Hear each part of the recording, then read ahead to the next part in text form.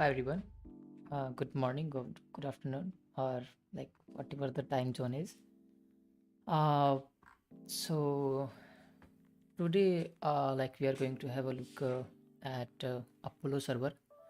So we know that for API building, like the RESTful API, RESTful way of building the API right now is the most famous way. But we also see that GraphQL is also quite popular because it takes some of the problem in the RESTful API and then it like solves them, and then it is quite fast as well as self documenting, and like there are a lot of pros about GraphQL uh, as compared to RESTful API.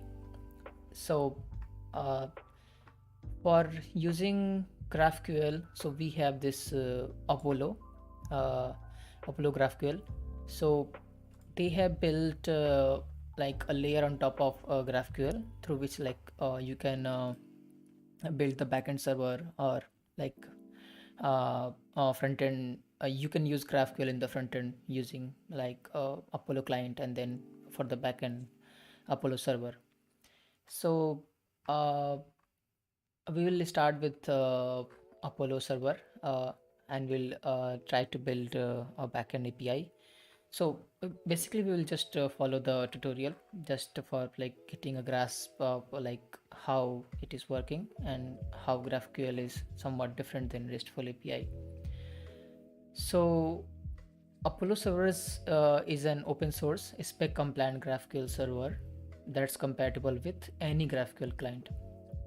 So including GraphQL client is the best way to build a production ready self-documenting GraphQL API that can use data from any sources, right?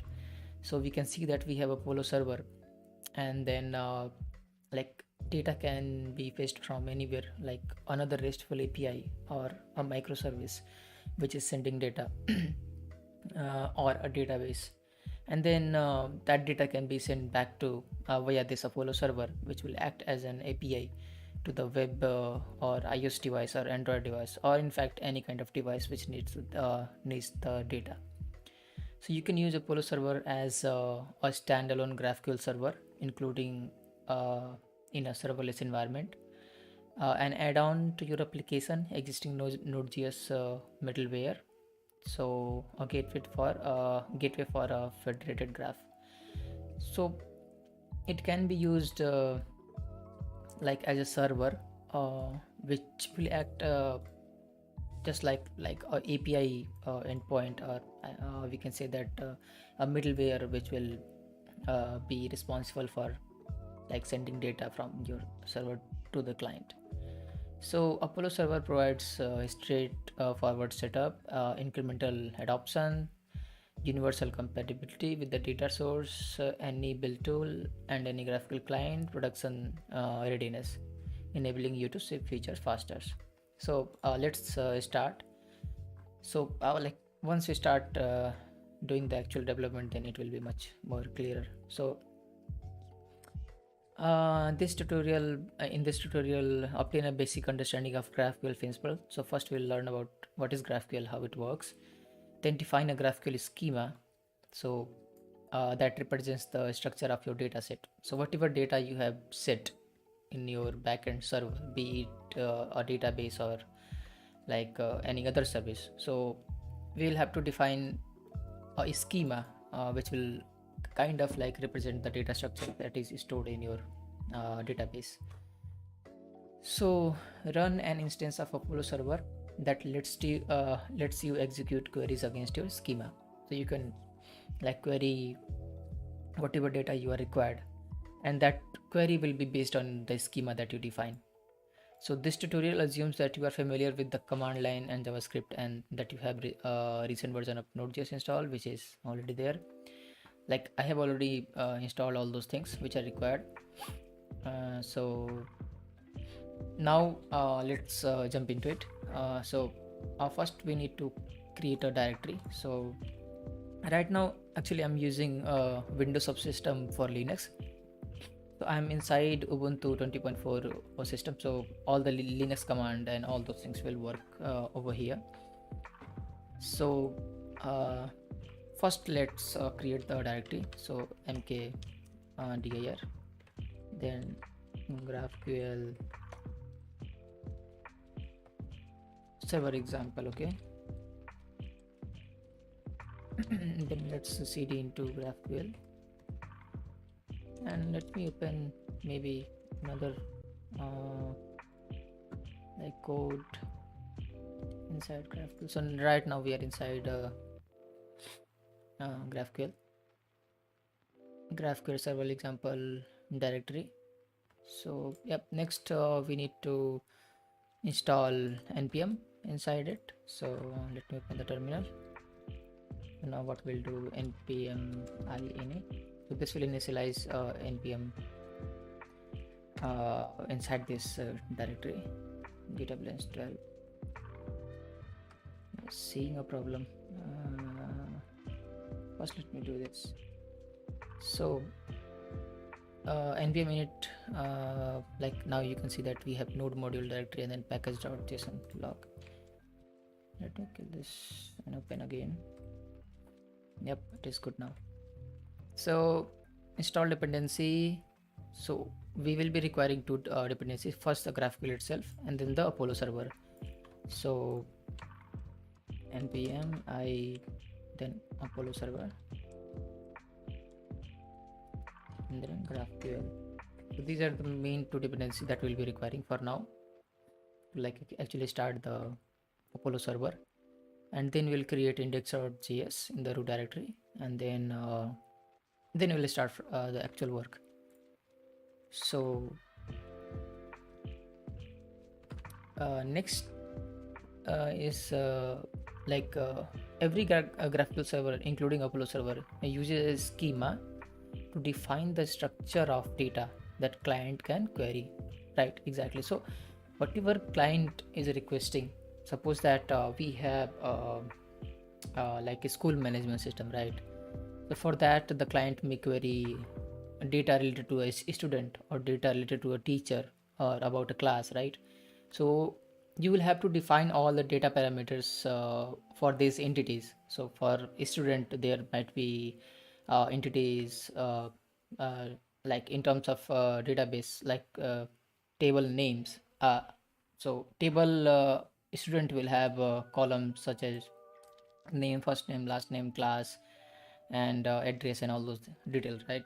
So that same database kind of structure, so what you need to define in your GraphQL schema will be available to the client.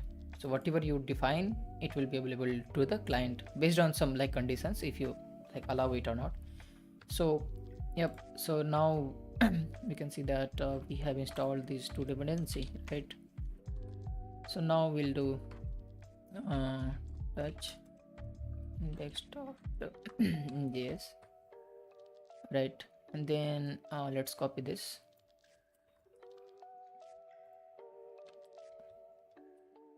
Okay.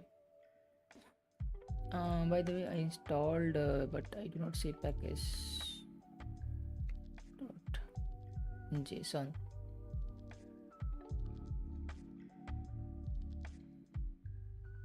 Wait. So these two are installed, right? 3 packages are looking for funding. Like I do not see that package.json, index package log.json. When did this npm init? First let me npm init. It doesn't create package.json. To create empty package.json file, npm init doesn't create. So we saw that it did not. I do not know if it creates. Like I have been JS developer, but these tiny details are something that we miss. The command npm init will ask you to a bunch of questions. This is this. the first prompt as shown in the this enter. You can also use a is prompt. Currently consecutive, you can construct the file yourself or copy and modify existing one from the another project. And to work, just a simple npm init f which creates package.json file, then follow rest of the tutorial and it will work fine. So you can delete package.json and run npm init again for the fresh start. You may also run npm init at any time. So you can delete package.json. If I run npm init again, let's see what happens. Package name GraphQL server, right? Version correct. Description leave it. In entry point index.js, which is there. Test command we do not need right now. Git repository we do not need right now. Keywords, authors, license, yes. Yep, now it created the package.json. So yep, we are good to go. So we can see that we have installed Apollo GraphQL, GraphQL and then Apollo server, and we also have this in it. I'm not sure about this, but okay, leave it. So yep, we copied the code from here, right? So let's understand this code first. So first what we are doing, that we are importing Apollo server and GQL. This is alias. So from the Apollo server, the schema is a collection of type definitions, hence type definitions. Okay, that together defines the shape of queries that are executed against your data. So first we have this const. So this is the way of like Apollo server GraphQL. So first we define one constant named as type defs, which is like predefined. So and then we have this like syntax where we have GQL, and then we have this backtick, and then inside that backtick we define all the schema. So right now you can see that comments in GraphQL string, such as this one, start with the hashtag. So you can start a comment with the hash function, and then this book type defines the queryable, right, fields for every book in our data source. So see, we have defined one type. The type name is book. Now this book has two fields. The one is title, the other one is author, right? So this book entity, or we can say queryable field, it has two entities inside it, title and author, and this can be queried by the client. The query type, and then we have, so this is the type of the schema, and then we have like this is the type of the book, and then this we have a type query. The query is special. So this is the type query is predefined in the GraphQL. So the query type is special. It lists all the available queries that client can execute along with the return type for each. In this case, the book query returns an array of 0 or more books defined above. So right now you can see that we have one type query, which is like predefined, and inside query we see that we have one type books, and this notation like in the angle like square bracket book, right? So it means that we'll cover this a little bit later as well, that what this notation mean. So for now this means that send me books, an array of books, which can be like this array can be empty, or this can be many books. So inside that books there will be title and the author, right? So this is how it is like working, but it will make more sense once we start working on it. So this snippet defines a simple valid GraphQL schema. So clients will be able to execute a query named books, right? So client will be able to see that they have a query defined as books, and that book contains an array of book type, which is this one. Inside that book type we have title and author. So and our server will return an array of 0 or more books, right? So step 4, define your dataset. So now that we have defined the structure of our data, we can define the data itself. Apollo server can fetch data from any source you can connect, right? So including a database, a RESTful API, a static object storage service, or even another GraphQL server. So it does not matter where your data is coming from. GraphQL can it just need the data. It doesn't matter where it is coming from. So add the following at the bottom of the index.js. So this is what we are trying to do, that we are trying to replicate a database. So right now you can see that I have a constant name as books, right, which contains two objects, title author. So two books, right? First is the Awakening, and the second is City of Glass. So now we'll see that how we can utilize this data to be actually discoverable by the query. So this snippet defines a simple data set that clients can query. Notice that two objects in the array each match the structure of the book type we define in our schema. What does that mean? That you can see that we have title and author, and so this is the book schema, right? So earlier I said that we try to replicate the database, which is this, as a schema in our GraphQL server, like schema definition. So whatever, suppose that there was another field, but we do not want that field to be discoverable, then we will just ignore it. So whatever we have defined over here will be discoverable by the client, not whatever is there in the database, until unless we expose it in our schema and then actually map that field to the field inside the database. So we have defined our data set, but Apollo server doesn't know what it should use that data set when it's executing a query. To fix that, we create a resolver, right? So right now you can see that I've created a query type and then a book type, but how that we have not mapped a connection between the database. So this is the replication of the database and the query itself, book, right?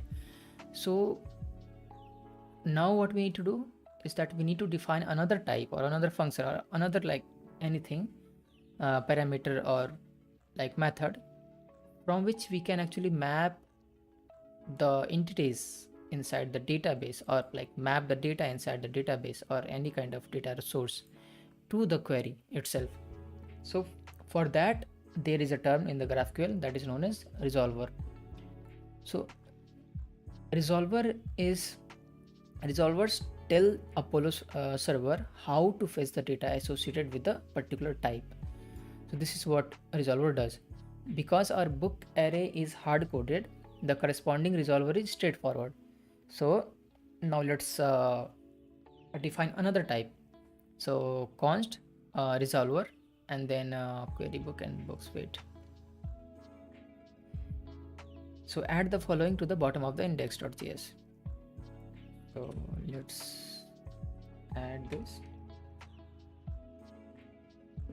So first we saw that we defined this type definition, then we are defining this resolver.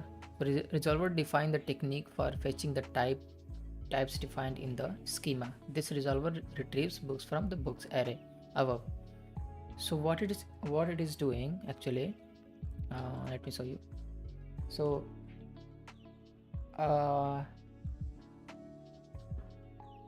first let me actually show you how it is working. So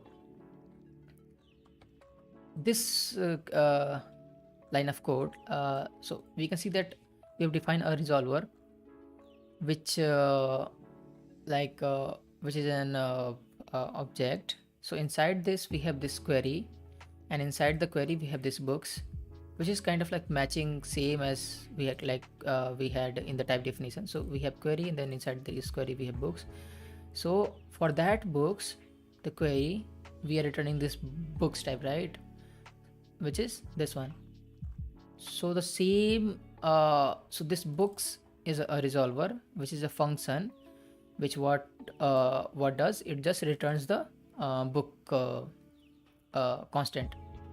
So this will match because see, books is an array which we can see right now, and inside that array we have two elements uh, with containing like a title and author. So now you can see that we said that it will return an array of book, and the book contains title and author. So this is the array notation, and this is the typed definition, which contains title and author, which is an object, right? So this object replicates this object, and this array replicates this array. So you can see that this query is the line which is over here. So books gives us array of books, and here you can see books is giving us array of books. So this is how resolver is working. It goes to the like inside the query, whatever books is defined as, so it will look into it, and then it will look at the structure of the book type, and then it will try to find the equivalent matching. If books contain equivalent matching definition, then it will send it. So now we need to start a server. So let's do that, because right now we have just defined it, but we are not starting any kind of server. So wait. So we are defining a server, then which is like creating a new instance of Apollo server, which takes type definition and resolver. So now you can see that these two variables that we defined, right? First was type definition and the second was resolver. So it is taking those two variables as a parameter. So now we'll start the server. So server.listen, and then URL console.log server is ready at URL. So what URL it starts at? Node. We are ready to start our server. Run the following. So wait, run this node index.js, right? So server is ready at 4,000. So by default it started at 4,000. So if we go live, no, that is not something that we want. We can just actually look at this location, right? Server is offline. So right now let's go to 4,000.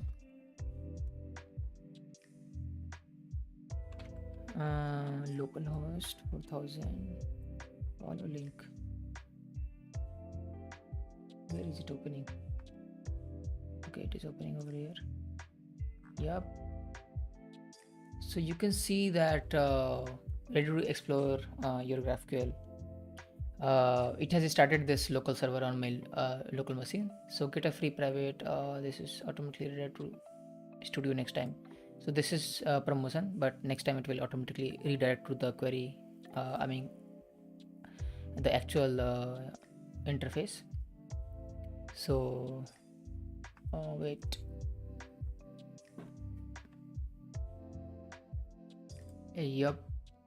So this has like changed a little bit from the previous. Like it used to start in the previous days. It used to start a very simple, but not like on this particular URL. It was like localhost only. So right now you can see we have added support for using GraphQL in Sandbox. Exactly. So this server is running inside the Sandbox. Head over to the schema definition page to compare your local schema changes to a registered graph subgraph, and then check pages to validate your changes. Okay, so let's ignore that for now. So yep, we are inside GraphQL. So this is the Sandbox. So you can see that right now it is running on localhost 4,000, and as I said, we have one query. So this is the example query. Actually, wait, let me see. Title, author, right? Okay. So wait, execute your first query, visit in your browser, and Apollo server default sliding page appears like this. Click query your server, then you can also select automatically route. Okay, open Sandbox. So now right now we are inside the Sandbox. The Sandbox UI includes an operation panel for writing and executing query, which is over here. So this is operation panel where we can write the query that we want. Then a response panel for viewing the query result. Then we have this response panel. Then tabs for schema exploration, search and settings. So this one is a schema exploration documentation, right? In the very beginning I told you that it is a self-documenting like server, or we can say API client. So right now you can see that we have settings and like fields and queries and all those things. So we have query as query, and then inside the query we have one books query which gives us array of book. If we click on that, then we have title, and then we have author, right? So if I include that as well, so you can see the title and author was included inside it. You can actually write it direct over here, just like it is a nice UI to have. So now what we do, so a URL bar for connecting to other GraphQL server in the upper left. So this one, if you want to connect to the other server, then we can do that same as well. So now what we do, our server supports a single query named books. Let's execute it. Here's a GraphQL query string. So this is the query, get books. So suppose that we name it get books, and then if we run this query, then yep, you can see that we have the books that we had defined. So you can see that the awakening and the city of glass. If we add one more book inside this data, so suppose that we took this and then sample book and then sample author.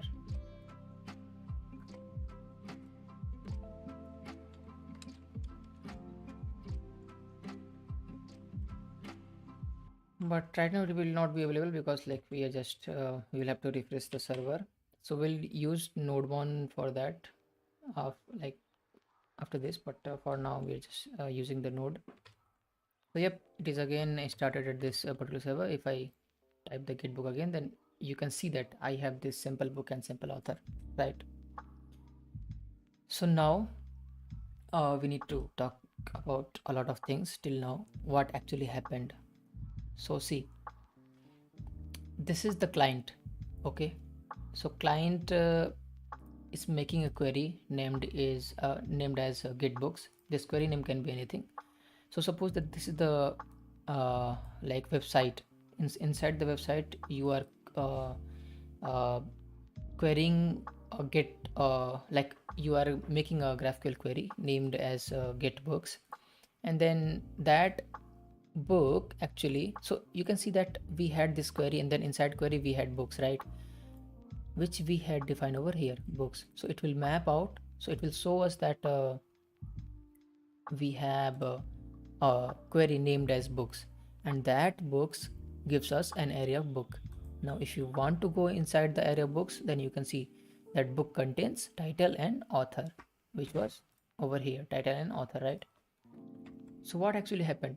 So once we wrote this query, so first let's have a look at this query structure.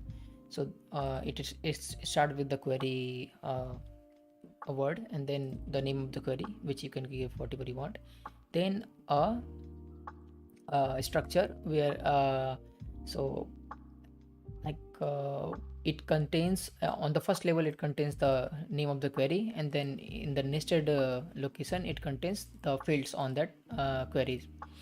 So we have books which should match from the query defined in your backend API, which is like GraphQL server, and then it will automatically give you title and author. If you try to query some other field, suppose demo field, So you can see that it is filled. So you can see that Apollo GraphQL itself is like highlighting that this cannot query field demo field on type books, because we have not defined it in the backend, right? We have defined only title and then author. So suppose that we defined a demo field, right, which is a string, suppose that, for example, and if we like start the server again, let me install node1, that would be much easier. npm I node1, because like we do not want to kill the server again and again. And for node1, how do we like write that start node1?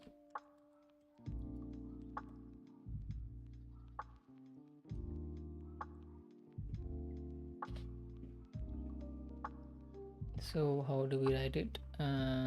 Uses node1 server.js localhost, but we can actually add that in the package.json.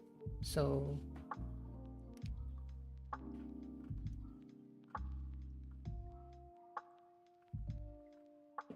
node1 package.json. Wait, in the start command we can actually node1 server.json. So node1 is installed. So inside here we have one script test, right? We can start one more script at start, which will say nodemon index.js. I hope it will work. npm start. Yep, it is working. So now we are like, whatever, if we save this page, then it will start the server again, which is quite good. We don't have to work on it again and again. So now you can see that as soon as I defined this demo field, we have the demo field right over here. And this is again a client which is looking at this particular URL. So right now it is localhost, but it will be something which you host, right? So this URL, on this URL, we are able to see these kind of things inside this sandbox. So we have this title, author, and demo field. Now if I try to like execute this query, get books, we see that we get demo field as null. Why? Because we do not have that. Once like this book is resolving this book type, right? And this book type has this title field, author field, demo field, right? So this resolver is what it is doing. It is taking this books constant, which I have defined over here, and it is returning that exact data. But this data is mapping with this book type.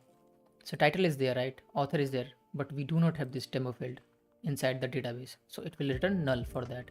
If you include demo field, suppose that we include a demo field for only this first one, so whatever it is, and if you save it, right?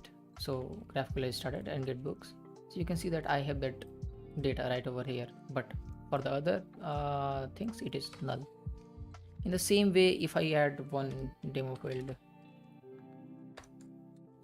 1, and we do something, so again this demo field 1 will not be visible to us. Why? Because we did not map it. So like you can see that if I type demo field 1, then it will send me this error, right? But if you want to add it, then first we'll have to add demo field 1 over here in the schema, GraphQL schema. Then we'll have just that's what we need to do. Then a resolver will map, and then it will find that demo field 1 is there in the first element of the array. So if I get book, then you see that demo field 1 also showed up over here in the documentation part of the API, and then we have demo field 1 over here as well, right? This is how everything is working. So first it goes to the resolver, then it looks for this book. Then this book maps to this query books, which is sending an array of books, an array of book. Then we have this type defined. Inside that book we have these many fields, and the same fields are there in the database. So these two things will be mapped out, right? So this is how everything is, like the whole flow is working. Let's get to the next topic. So push this string into the operation panel and click upper right button. So we saw that next step is Schema Basic, Resolver, and deploying with Heroku. So let's start with the Schema Basic. So now we'll have a look at how this schema is defined and all those things, like this is schema whole things, right? Type definition and all those things. So GraphQL Schema Basics. So your GraphQL server uses a schema to describe the shape of your available data, like this. So we saw that we have this type definition, and then we are saying like telling the client that we have one like entity named as like a type, which is a book, and then you can query books from this query books, and then inside that book you have this title, author, demo field, and all those things. So for the simplicity, let me remove these two fields. Okay, so this schema defines a hierarchy of types with fields that are populated from your backend data store, right? So this schema defines a hierarchy of types, as we are able to see this. So this is one type, which is book, and this type will be populated with the database right over here. This schema also specifies exactly which queries and mutations are available for client to execute. This also, for example, over here, we said that inside the query, we have only one books query, and this returns books. If I like send only one book, so this is how we actually do it. So if I type only one, and then if I run the query inside the sandbox, then you can see that cannot, first let me remove these two fields. And if I type, then you can see that it is returning null, title and author. So the reason is that what is happening is that this will return only single book. It will not return an array of book. So this maps to the resolver, right? So this query books maps to the resolver books, which is this, and this resolver is returning an array, not one single element. So we are trying to map an entire array to one element, which is wrong. So that is why it is sending us null. But what if we try to do books of 0, right? Books of 0. So in this case, now this is one element, one book element, which is this part, right?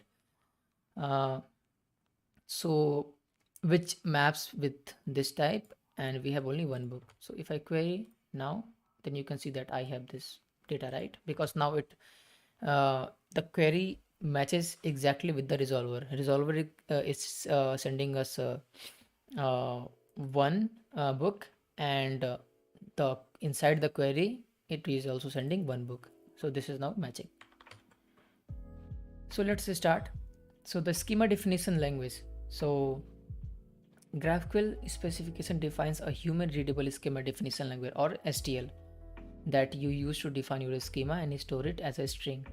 Here's a short example schema that defines two object type, book and author.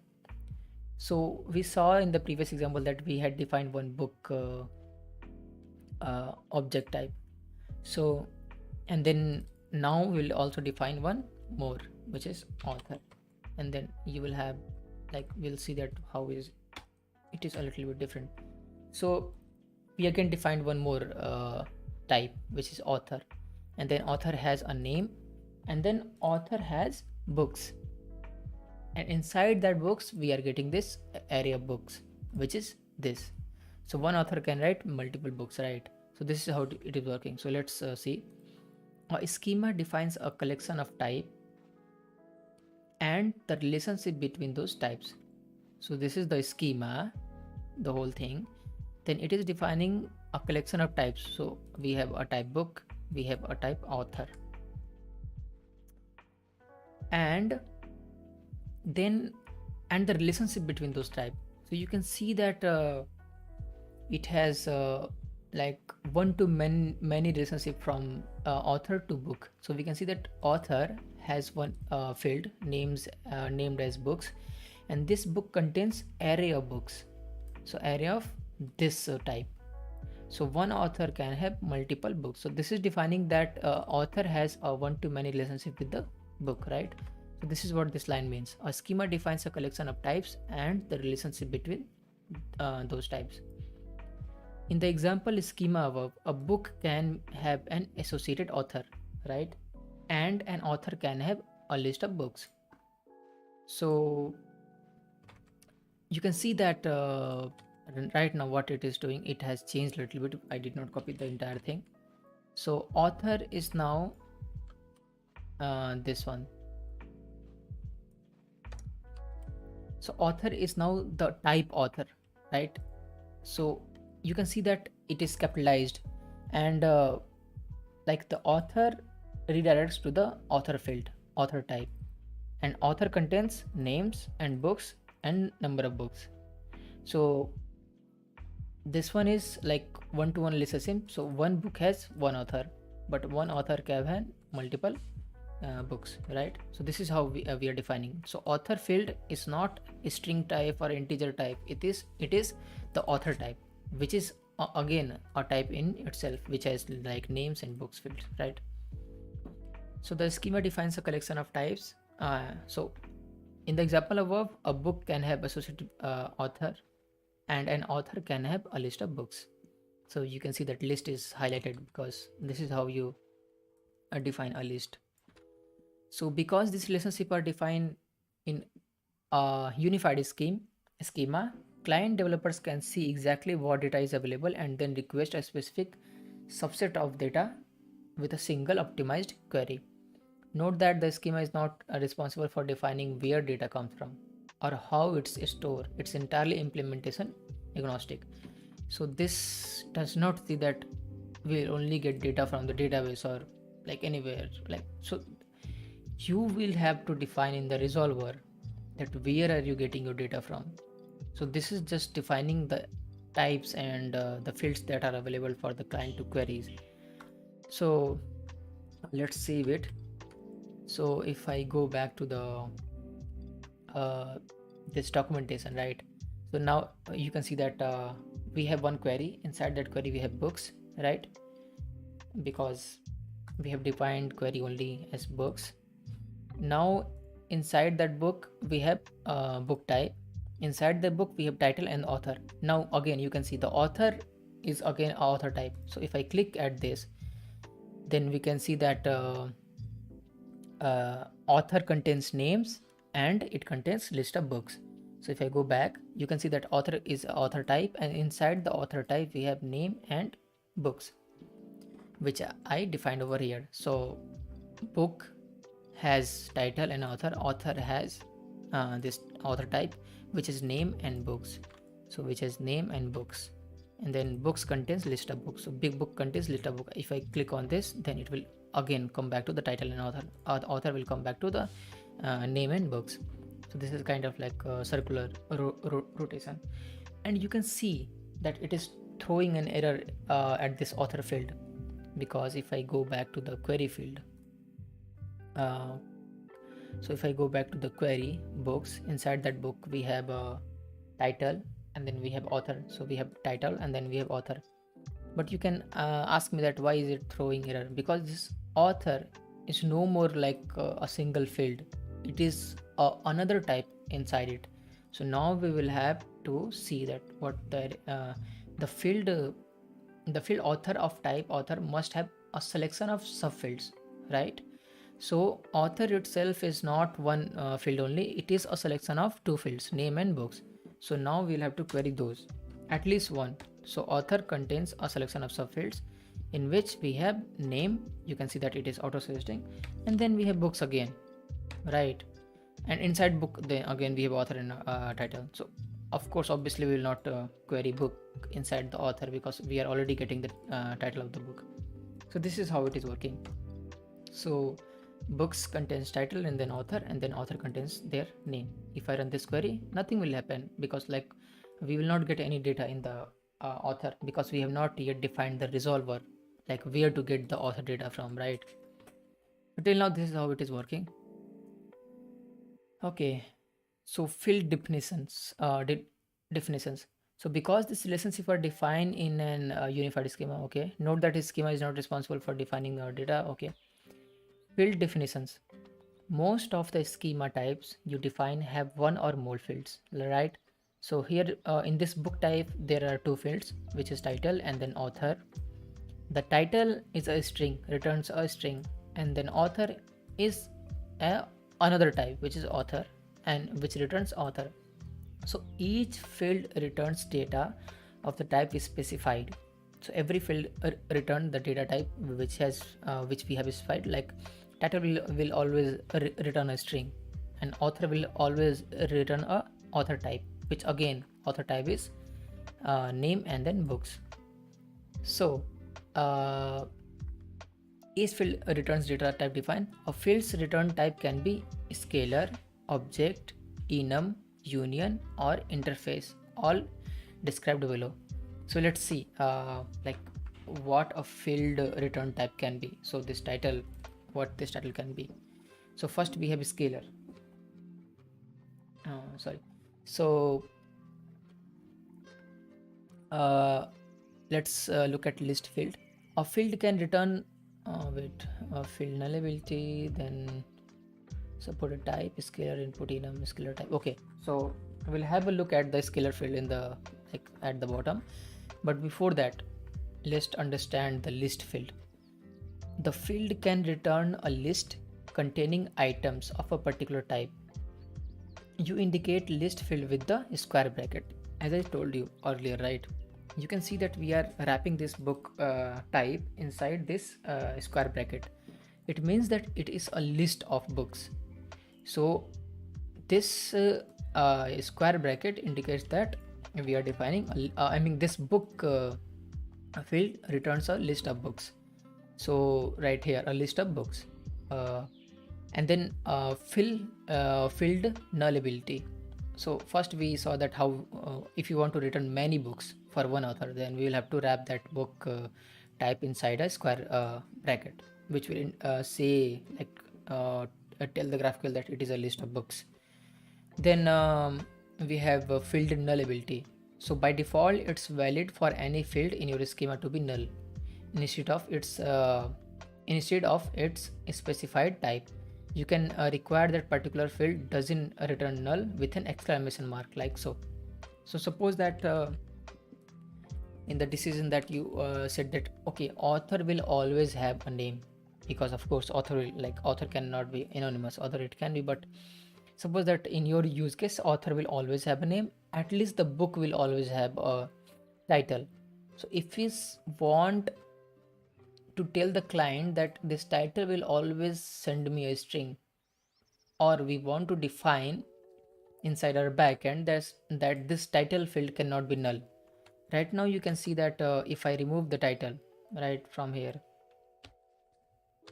if I remove it and then if I query again, leave the author field, if I query, is it returning the list of books? Let me turn back to the list of books with the angle bracket, and now if I query, wait, export but okay, so query was books and then we have a list of book. Then right now we are sending only one object, but in the query we have defined that it will be an array of object. So we will have to remove this 0. So now it is an array of object, which you can see, right? Books is an array of objects. So array of this object and this object. So in the first object what we did, we commented out the title. So let's see what happens. Now we are getting null for the first book, which is null, and author will always be null. First let me remove this for now. So if I type title, then we are getting null and then city of class and then sample book, because this field was not there for the first object in the database. Now nullability. So it means that if we are saying a string and nothing more than that, then this field can be null as well, which is why it is here. But suppose that your business use case is that book will always have a title, it cannot be null. Then for that you use this exclamation mark. Now this exclamation mark, uh, the time is over, but let me explain this concept. So book will tell, book schema tells us, book type tells us that title will always have a string value. So now if we try to run this command over here and get books, then you can see that it is throwing us an error, cannot return null for non-nullable field, book.title. So this book.title field is not nullable, and that we told the GraphQL by this exclamation mark. This exclamation mark says that this string cannot be empty. If I again remove this and start the server again, then if I get this query, then you can see that now it is working because this field is nil for inside our database.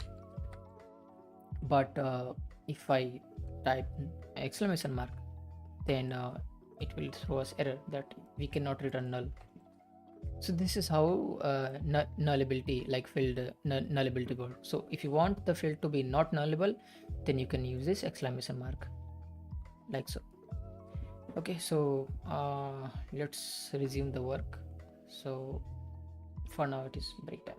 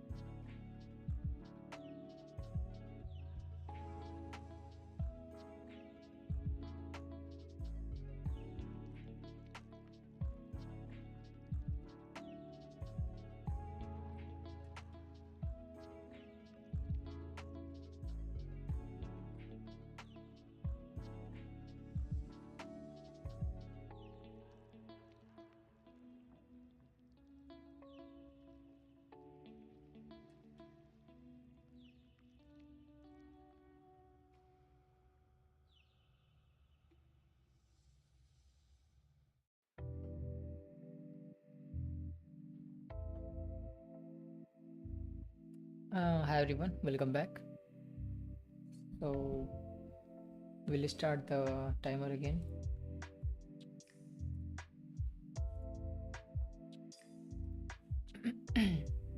Okay, so where were we? So yeah, filled nullability. So we saw that if you want a field to be not null, then we'll have to use this exclamation mark. So this tells GraphQL, like this is the notation that we use in GraphQL, that this field cannot be empty. If it sends the empty like list, if the list is not found, the entity is not found, then it will throw an error. So in the next step, that what we can see that nullability and list. Yep. So now so in the beginning I told you that this book contains either 0 or many number of books. So how do we define, like, how the nullability is with respect to the field? So with a list field, an exclamation mark can appear in any combination of two locations. So you can see that we have one over here and one over the book type, right? This list cannot be null, and its list item cannot be null as well. So if exclamation appears inside the square bracket, which is right over here, that return list cannot include items that are null. So if I include exclamation over here, it means that if there is a book, that book has to contain any kind of data. It cannot be a null book, right? And if the exclamation appears outside the square bracket, the list itself cannot be null. And if I put the exclamation right outside it, then it will tell the GraphQL that the list will have to contain at least one book inside it. So if I like comment it out all of this and make it an empty list, so this check will like fail. So this tells that this entire list will have to contain at least one book, and this tells that book data type will have to contain at least some entry, like it cannot be entirely null. So this is how it is working. So let me like guide you through. So first let's understand that if we apply a data type over here, then what happens. So suppose that we have this field, right? This field contains three objects. First one is an empty object because we commented out. Second one contains some data. Third one contains some data. Then we have this query field which is named as book, and book gives us a list of books. So actually I need to apply over here. I was giving you example at the author field, but let's do it on the query, because the query is the one that is being used in the list. So first let me remove this exclamation mark from everywhere, and now we'll put an exclamation over here. So what does this mean is that the query books will contain at least will contain either one or many list of books, but the book itself will have to if it exists, then it will have to contain some item. It cannot be null. So but over here we are seeing that it is null, right? So if I run this query inside the Sandbox, and suppose that we are querying for title only for now, and I run the query, then you can see the title is null, city of class, and sample book. So wait, I define null.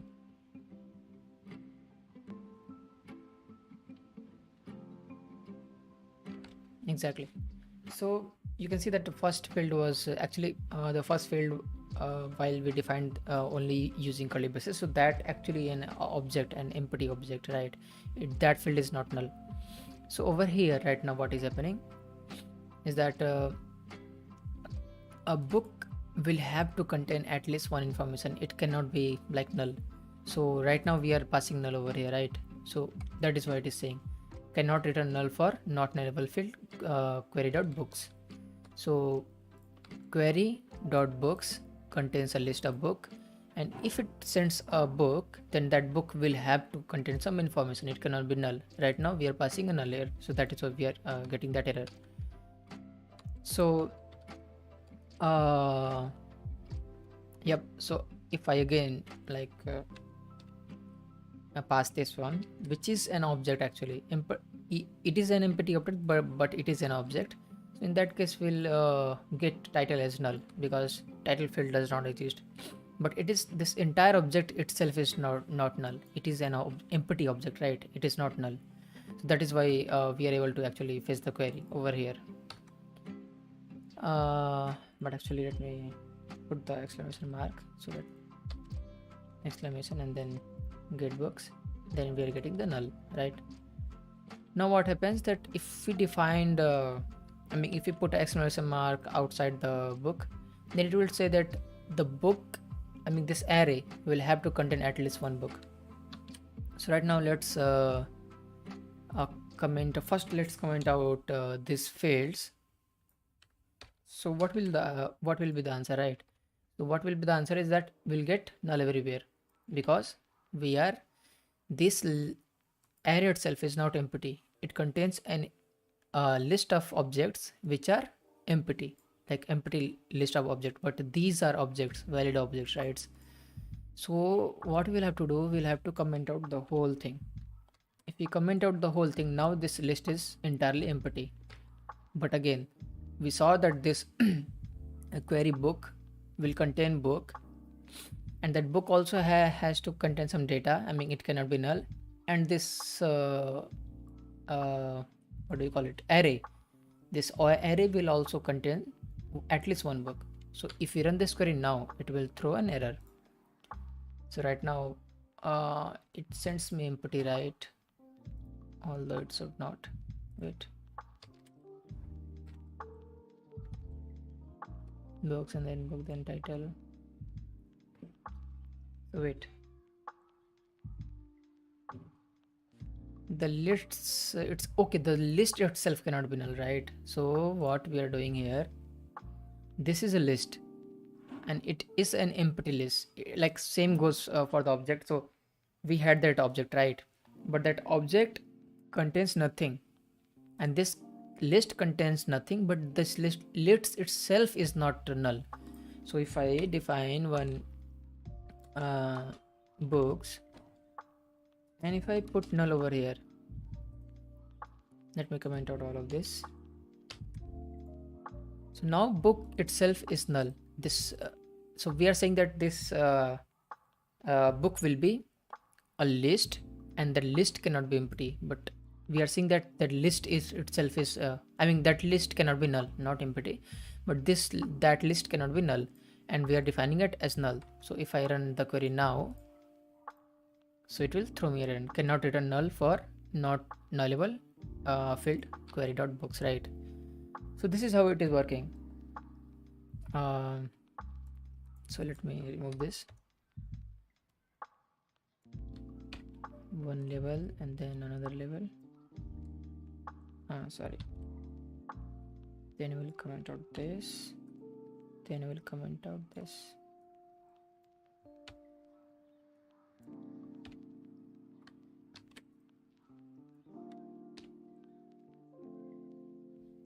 Okay, so we have the data as it is, as it was before. If I run the query now, it will work. Yep, you can see. So yep, this is how it is working. Now that what's next? So supported types.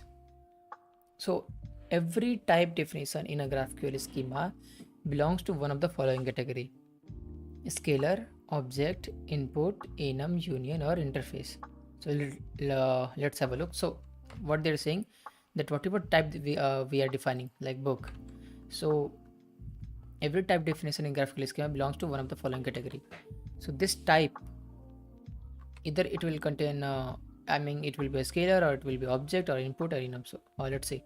So scalar type are similar to the primitive types in your favorite programming language.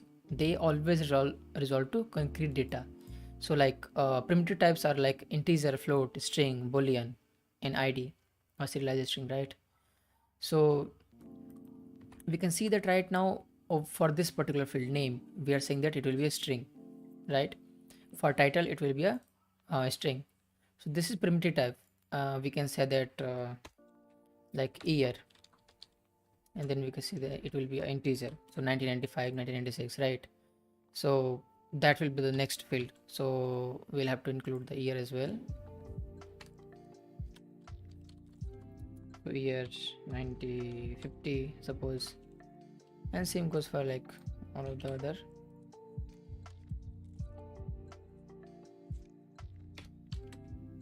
9051 and then 9052. So this is the scalar type.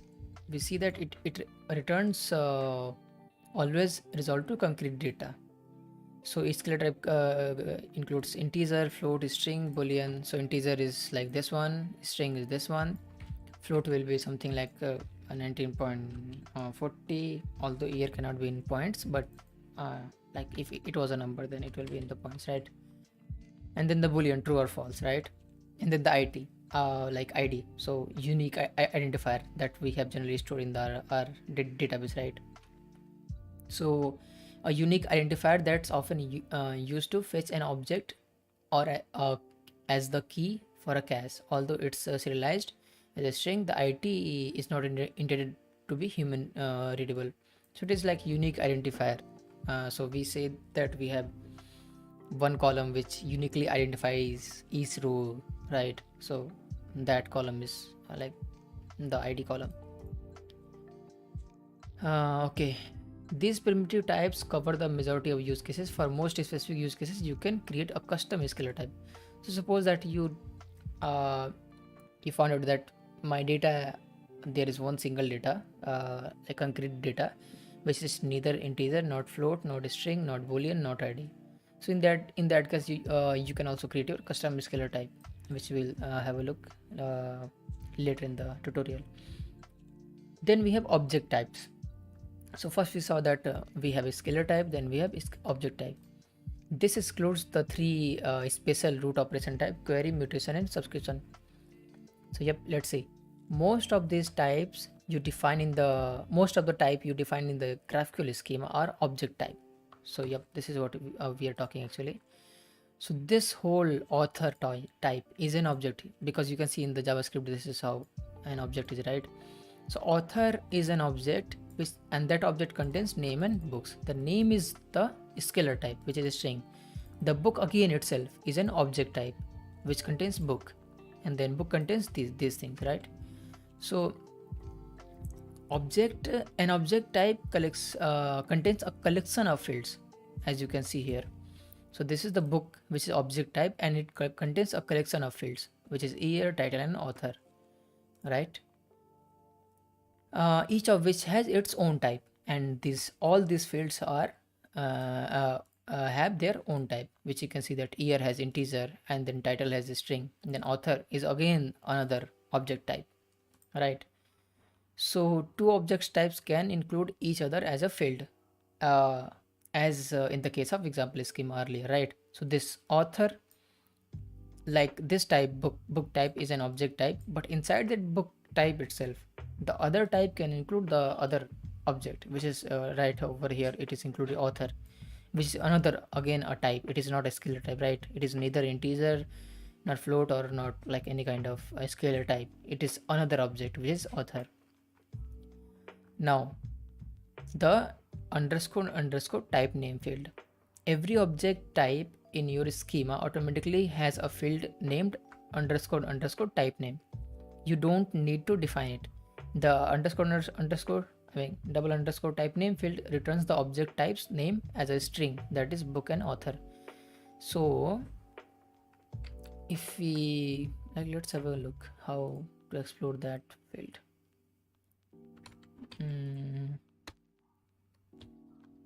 type name, if I type that, so you can see that book is a book type, right?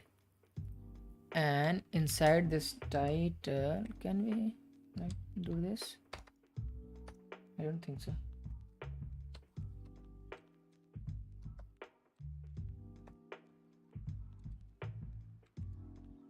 No, this will be an error because this cannot contain another type. But you saw that the type name field, which is like predefined, it is like you don't know how to define, that is book type, right? Okay, so how do we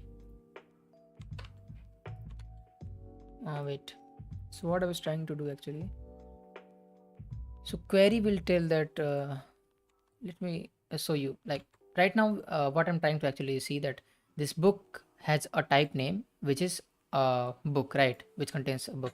But suppose that we have one more schema, I mean query, demo query, demo, right? So and it contains it returns me string. So now we'll have to define that in the resolver. So let's go to the resolver. We have inside the query, we have demo, and then it will give me which is an empty function which will give me hi there, right? So we have defined first we defined one more query named as demo, which returns an string. Now for this query we need to define the resolver, because resolver will tell that where to get the data. Now I'm just hard coding the data as hi there. So now if I rephrase, I mean if I go back to query, then you can see right now we have book query and then the demo query. If I include the demo query as well, so how to do this, we can actually go back to this, and then we have demo query, right? Now if I query that, then we will get hi there, right? Because demo query is a function which returns hi there. And how that demo query was discoverable by the on the UI, because we defined it here. And for this demo query we are defining this what do we call it, resolver, right? But again this demo query should contain should it contain type definition? Yep, type name. This is query.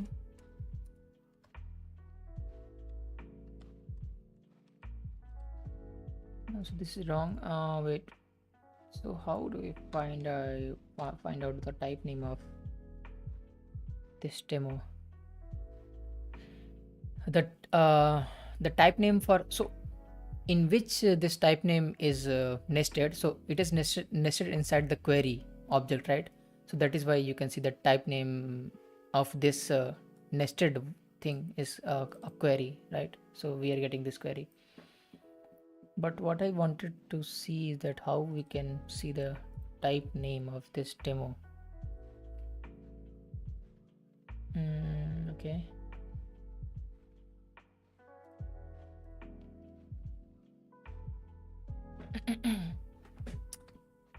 So will I have to return something else?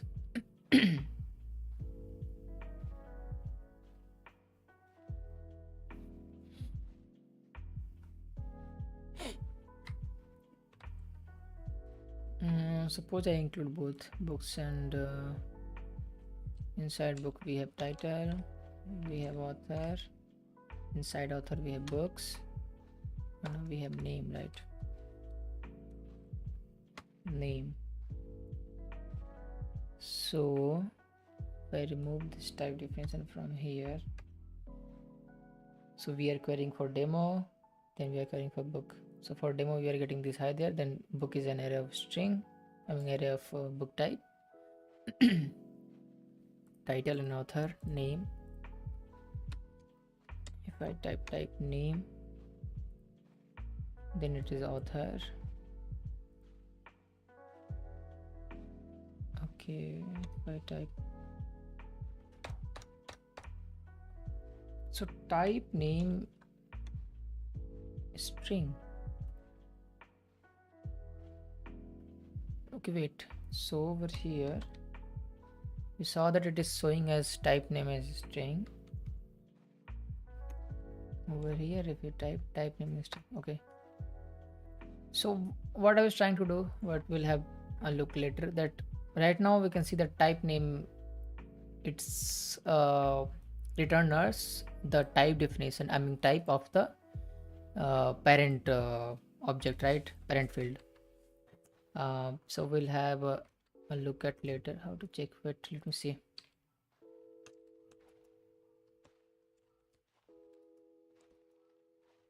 Check type name of what data value do we call it?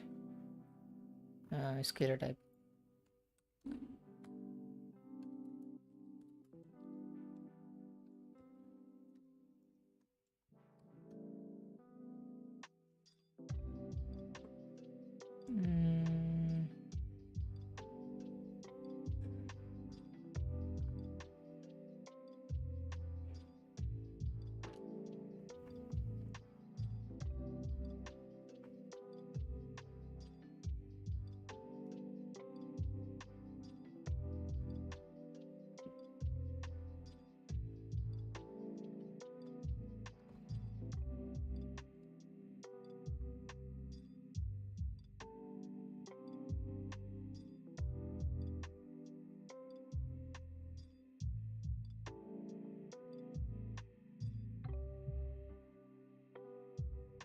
Okay.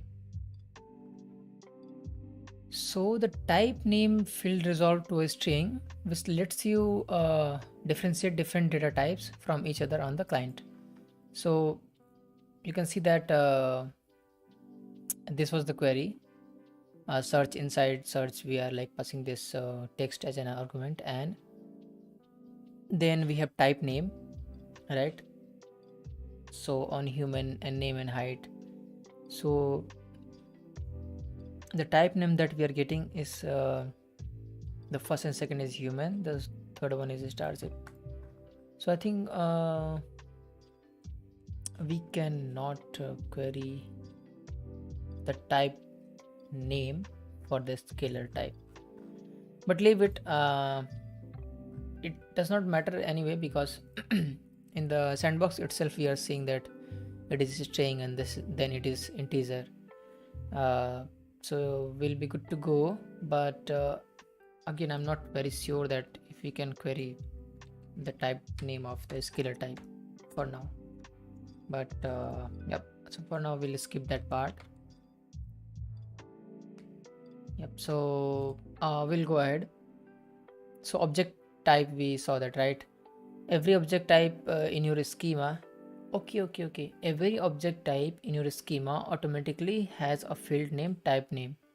You don't need to define it. The type name field returns the object type name as a string. Okay, so this type name is only defined for the object type. So the type name field returns the object's type. It doesn't return the scalar type, because scalar is already defined as integer, float, string and all those things. But this object, book object, can be anything, right? It can contain strings, another type or anything, right? So for that we will not have a clear understanding. So for that it will tell that okay, this object is a type of book type. So the type name field returns the object type's name as a string, like book and author. So this type name is only defined on the object type. It is not defined on the scalar type as per this documentation. So GraphQL client uses an object's type name for many purposes. So now you may ask that why we need this type name, right? So it uses for many purposes, such as to determine which type was returned by a field that can return multiple types. That is a union or interface. Apollo client relies on type name when caching result, so it automatically includes type name in every object of every query. So there are some use cases for this field. So determining which type was returned by a field that can return multiple types. So this type definition itself, if it is another type like book, then GraphQL will think about it that okay, now this book can have a nested query. But if it was a string, uh, like the type name is not the object name, that it will say that okay, this is a scalar type. We do not need to think that okay, there might be another nesting inside the query. So what I mean is that if the type name, wait, I'll show you. So whatever type name we are defining, right? So it is saying that it is a book, right? So this book is containing all this data, right? So it is to determine which type was returned by a field that can return multiple types, that is a union or interface. So we'll see that in the below. So let's see. Apollo client relies on type definition which when caching results. So it also helps in the caching in some manner, which we'll see. So it automatically includes type name in every object for every query. Because type name is always present, this is a valid query for GraphQL server. Okay, so that one is like always there. So you can, as you can see, that I included type name also as a field, although we had not defined this type name or anywhere like inside the book, but we are able to query that field as well because that one is included by the GraphQL. So the query type is a special object type that defines all the top level entry points for queries that clients execute against your server. So now we are back to first we saw that scalar type, then we saw object type, then again we have this query type, which you can see in the code over here. Type as a query. So this query is like defined in the GraphQL. So it is a reserved word. So you cannot use query. If you use query for your, suppose that you had query as a database entry, so you will have to rename that to something else. I mean, not in the database, but inside the GraphQL schema, so that it can map to your query table or like that. So what do we do? So the query type is a special type that defines all the top level entry points. Notice this entry point for the queries that the client execute against your server. So right now we can see if this is the root level, right? Inside this root level we have query type, and inside that query we have two types, one book and demo. So this is the starting point for the client. So you can see that get book, he can rename this field whatever he want, but inside that he saw that he has this demo query and then he has this books query, right? So that is the entry point for the client to know that okay, I have these many queries available for now. So this is what this is saying, that it is an entry point for the queries that client execute against your server. Each field of the query type defines the name and return type of different entry point. The query type for our example schema might resemble the following. So query gives us books and then it gives us author, right? So let's define this one as well. So author contains author, right? So we have three queries, books, demo, and then author. So author contains a list of authors, which we have not yet defined, although we have that like name is there. So this query type defines two fields, books and authors. Sorry. So we have a query as books and then authors. Each field returns a list of corresponding type, and then books return number of books, like a list of books. We can remove this, and then author returns a list of author. With the REST API, book and authors would probably be returned by a different endpoint. Yep. So this is the first major difference between RESTful API and the GraphQL API. That in the RESTful realm, what you do, that if you want to query books, then you will have one endpoint for the books only. So /API/books. But if you want to query for authors, then there is high probability that there will be another endpoint Excuse me.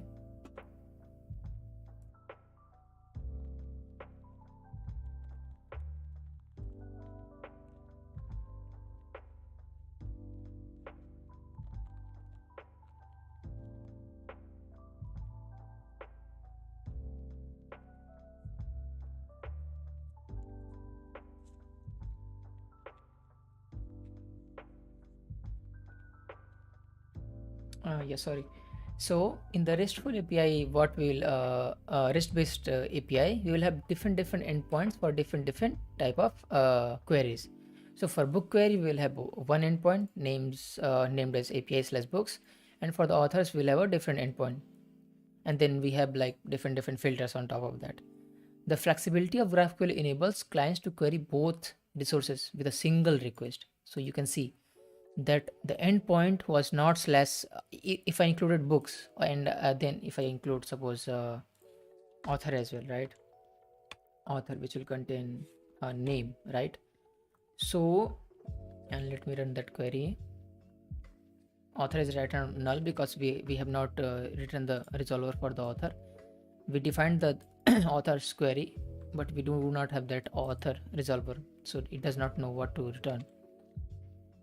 So what is happening is that you can see that this is the client interface, right? So client is able to see that we have three books and author query without any documentation. He's able to see all the list of queries inside the UI itself. Although he will not use this UI to like integrate, but he will use this UI to know that, okay, these are the fields available. So this is the self documentation of like the beauty of self documentation in the GraphQL. If it was a RESTful API, then you will have to specifically define that we have the client has three query fields: one book, one demo, then one author, and all these query fields have their respective endpoints. But in the GraphQL, you do not need to define that. You just need to tell that these are the fields. I mean, he can actually directly look without any documentation. He can look directly that these are the query fields that I have available, and he do not need to like type /books for getting books or /authors for getting authors. All these queries are being sent at once to the backend, and they are getting resolved in a one request. But for if it was RESTful, then author will contain one request, and then book will contain one request. So for getting books and author, you will have to request twice, right? But and if the number of queries increase, then that number of queries you will have to like request, you will have to send to the server. But inside the GraphQL, you do not need to do that, because you can query all the queries available in a single request. So that also like reduce the load on the server, like number of requests to the server reduces drastically. So that was the the query type, right? We saw. Now structuring a query. How do we structure a query? So we saw that we are initially we saw that this is how we are doing first books and then list of books and a string and all those things, right? So let's see how that is done. So when your client builds queries to execute against your graph, those queries match the shape of the object type you define in your schema. So right now you can see that I have this query. Inside this query, I'm fetching title and then author, and for the author I'm fetching this name. Let me remove the clutter. Yep. So we have book, inside book we have title, we have author, we have and inside author we have name. The same is there. So we have book, then we have title, then we have author. Inside author we have author type, which contains name. So this is what it is being said here, that when your client builds the query to execute against your graph, this query match the shape of the object you define in your schema. So in the backend, whatever you have defined, it is matching the query that the client is running, right? So based on our example schema so far, a client could execute the following query. He can execute book's title and then author's name, right? get books and author. By the way, he can rename the query name at his own end. So our server would then respond to the query with the result that matches the query's structure, like so. So book will have a title and then like a list of books. So like he's asking for books and then the title, and this book query resolves to a list.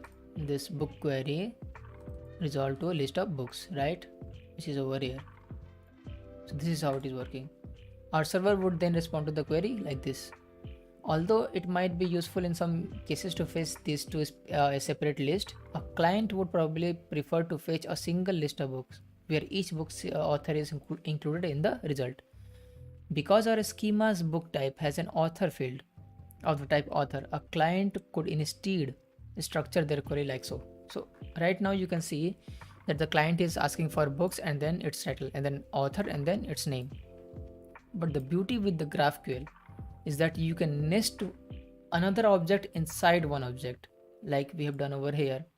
So we have this author type, and then inside that author type we have book type. So this is nesting of one object inside another object, right?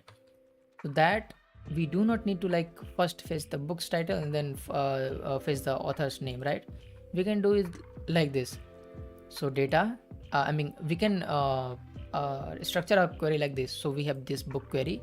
Inside that book query we are asking for title and then we are asking for author.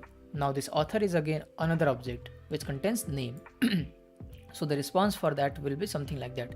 Book will have an array of objects. That array of object contains title of the book and then author. Now author again is again a array of, it is an object, and then it object contain name of the author that wrote that book. So you can see that in this simple query we can directly fetch the author for that book. But if it was RESTful, then what we'll have to do, either we'll have to like send the author name at this particular endpoint itself, or we would have to map something like books and then the author ID, and then from here we'll have to do /API/author and then question mark ID is like 1, and then it will send me the name of the author, like any name, and then we will have to map that books to the author. So that will be like 3 to 4 extra steps, which is now only one step in this query. So yep, so that was all about the query and the data types and the objects and all those things, right? Now we are back. Now we are looking at a mutation type. So did we like define the mutation over here? So yep, we saw that scalar type contains this discrete value, then object contains like discrete value or any other object nested inside it. Then we have input, then we have enum, then we have unum, then we have interface. Now this object includes 3 special root operation type: query, mutation and subscription. So we will have these 3 things are like quite main. So query, as name suggests, will give us the result. Mutation is for modification and subscription is for something like pub/sub. So we will have a look at those. So now we are going to look at the mutation type, right? So we saw about the query type. Now we will have a look at, this was the query type, right? Type was query, and then we'll have a look at type mutation. The mutation type is similar in structure and purpose to the query type. So the look and feel is similar, whereas the type query defines the entry point for read operation. The mutation type defines the entry point for write operation. So we use mutation if you want to modify the data inside the database or the data source. So for that we use type as mutation. So each field of the mutation type defines the signature and return type of a different entry point. The mutation type of for our example schema might resemble the following. So type mutation and then add book. This add book will take title and then author and then book. and then it will send a book object. So let me copy this, or they are copying it. So next, what we are going to define, type mutation, type query, and then type mutation. Now, as I said, mutation is for modifying the data. So what we are doing, we are adding a book. So for adding a book, we need at least, we can also include actually here. So, right. So what do we need to add a book? We need year, we need title, and then we need the author name, right? So, and then it will, as soon as we add the book, it will return the book that was added. So you can see that it is returning a book object, right? Which is this one, year, title, and author. So this mutation type defines a single available mutation add book. The mutation accepts two arguments, title and author, like this one and this one, and returns a newly created book object, and then it will return the book object which was created via these fields. But although we will have to define the resolver, and then we will have to tell that, okay, return the newly created book only, do not return any other book. So that is something which logic that you will have to apply on your own. So as you had expect, this book object conforms to the structure that we define in our schema. So you can see that book contains its title and author, and same is defined in our schema. So structuring a mutation. Now if you want to structure a mutation, then how, like queries mutation match the structure of your schema type definition. The following mutation creates a new book and requests certain fields to create of the created object as return value. So first we define so suppose that let me type it here. So first we had query, right? Then we will have mutation. So you can see that it is grayed out, right? So either we can query or we can mutate. So let me remove. Can you comment out? Okay, yeah. So we have mutation. The name of the mutation is create book in the client side. Then we saw that for the mutation we have this add book. Although right now it is not there, or it is. It is there, right? If I comment out, then it will throw me an error. If I save it out. I saved it, right? And if I refresh,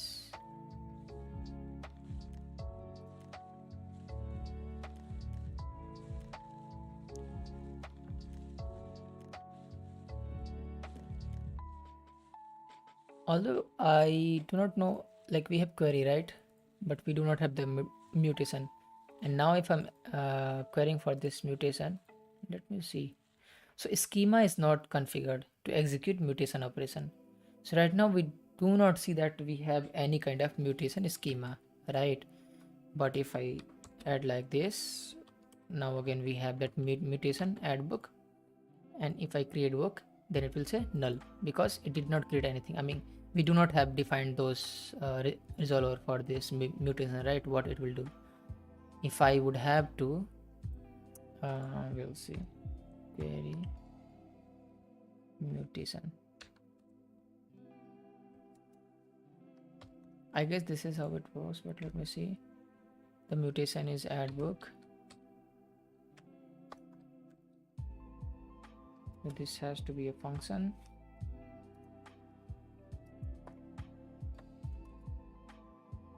So now this function will return me what? Title. So let me return like maybe one book, right? So it will return an object with title. For now I'm just putting some demo value, and then author, but it will not work because the mapping is not there. But yep, again we can see that it is throwing an error.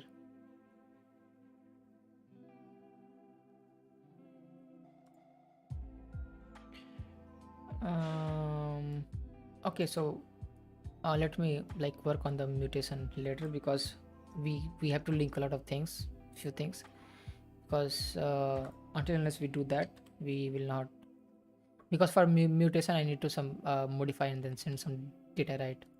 So we'll have a look at that later. So we saw that this is how mutation works, and the response will be add book, then the title of the book, and then the author of the book. A single mutation operation can include multiple top level fields of the mutation type. This usually means that the operation will execute multiple backend writes, at least one for each field. To prevent race condition, top level mutation field are resolved serially in order they are listed.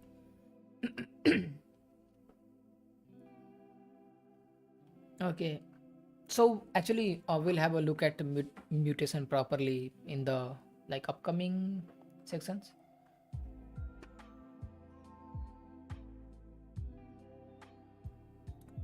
So we'll start looking at this is the introductory level, how that mutation is resolved. So those things are said here. To prevent cross condition, top level mutation fields are resolved serially in order they're listed. So we'll have a look at learn more about designing mutations in a later tutorial, designing mutations and all those things, right? So next is subscription type.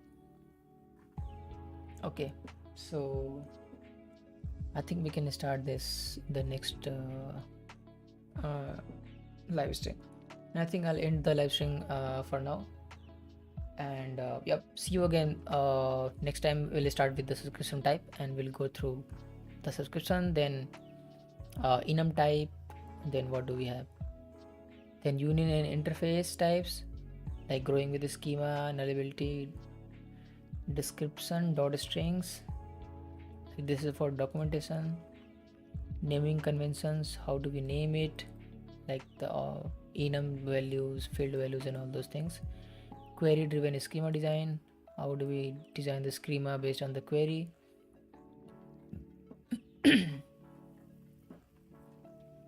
Yep, so the query structure is like this. So based on the query structure we'll define the schema. Then designing mutations, how do we design the mutation, that will be covered in this section.